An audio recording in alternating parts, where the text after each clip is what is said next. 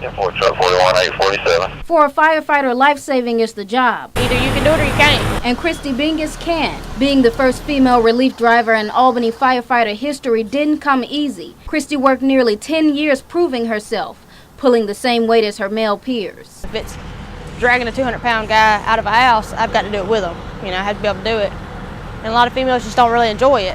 Which is why out of all of the firefighters in Albany, there are only 5 females.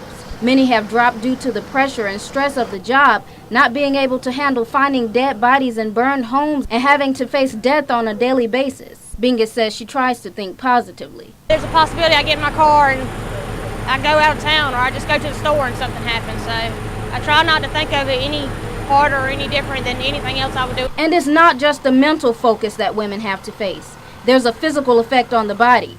Each suit weighs around 70 pounds.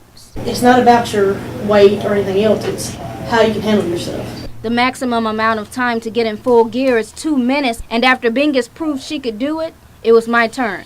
I started out stepping into the turnouts, getting an arm exercise while pulling them up. Next was the coat, head protection, mask, helmet, and gloves. I could barely move. But for a female firefighter, this happens at least 5 times a day. While Bingus says she's had a small share of stereotypes forced upon her in the past, for the most part she's accepted among her peers. It's almost the same story for female Marine Captain Sarah Ray. She grew up in the military and held a vendetta against joining. Number 1, never joined the military, and number 2, never married military. But after the World Trade Center attacks in 2001, her outlook changed. And a few months later, she enlisted into a field that's 94% male and only 6% female. It is difficult. There are times that you feel like you've got to prove yourself.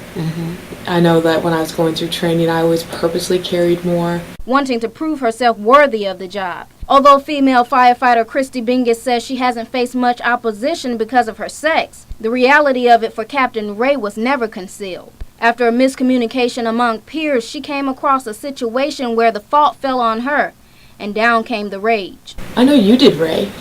And then he starts to swear. You bleep, bleep, bleep, Ray, bleep, bleep. And as we get out of the office, they just go, oh my goodness. I couldn't stand to be in there another minute. I said, why didn't you guys say anything? You didn't say a single thing. You just let me take that. And they said, we just didn't know how to respond to that. He either doesn't like you or he just doesn't like women. And this wasn't an isolated incident.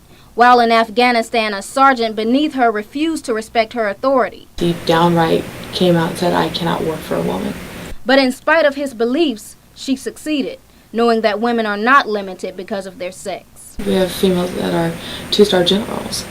You know, you have women in the military that are breaking through those barriers. Although following her career forced Ray to put her personal life on hold, the experience was worth it. She says now's the time to take a step back and reorganize her priorities. I started a relationship with a great man and focusing on looking towards the future. Realizing the possibility of leaving her career and focusing on family.